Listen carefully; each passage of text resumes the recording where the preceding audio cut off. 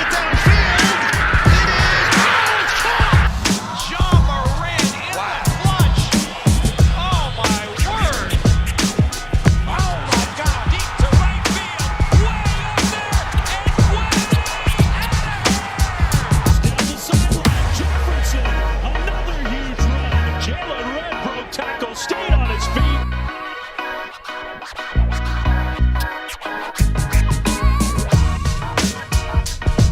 Welcome back to Blake's Take, everyone. Hope you're all having a good one. And, well, all good things must come to an end. And that saying was no different for the Phoenix Suns, who had their franchise record 9 straight postseason win streak snapped against the Los Angeles Clippers.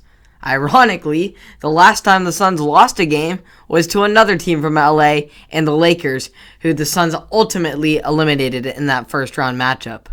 The Clips managed to scrap together another win in Game 3 after falling to their third straight 2-0 deficit, but this time there was a big missing piece in Kawhi Leonard.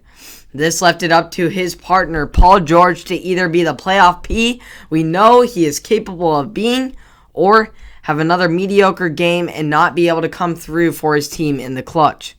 Well, let's just say playoff P came through, scoring a game-high 27, being the difference maker on a 21-3 run from the end of the second into the third, capped off by a half-court buzzer beater at the end of the quarter for the Clippers.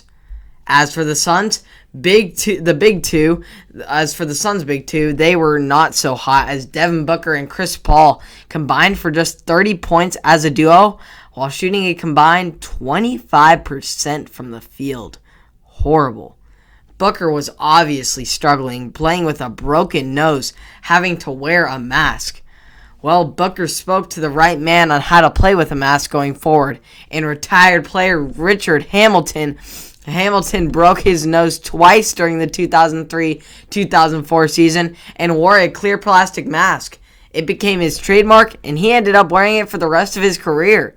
The Clippers now will try and take advantage of yet a new Suns injury in Cameron Payne, who went down, and they will try and get even in yet another series after falling behind 2-0, because when they have their backs against the wall, I want to say they play better. The Clippers play with an ultimate underdog mentality, even though they may be a heavy favorite going into the playoffs or going into whatever game they are playing.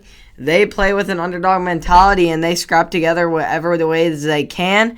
They work around their pieces. Obviously, they lost their best player in Kawhi Leonard. And in that Utah series, they managed to work away to get that Game 6 victory, and they've managed to get a victory here. And so we'll see if they can keep it going and try and manage to scrap together and yet another win.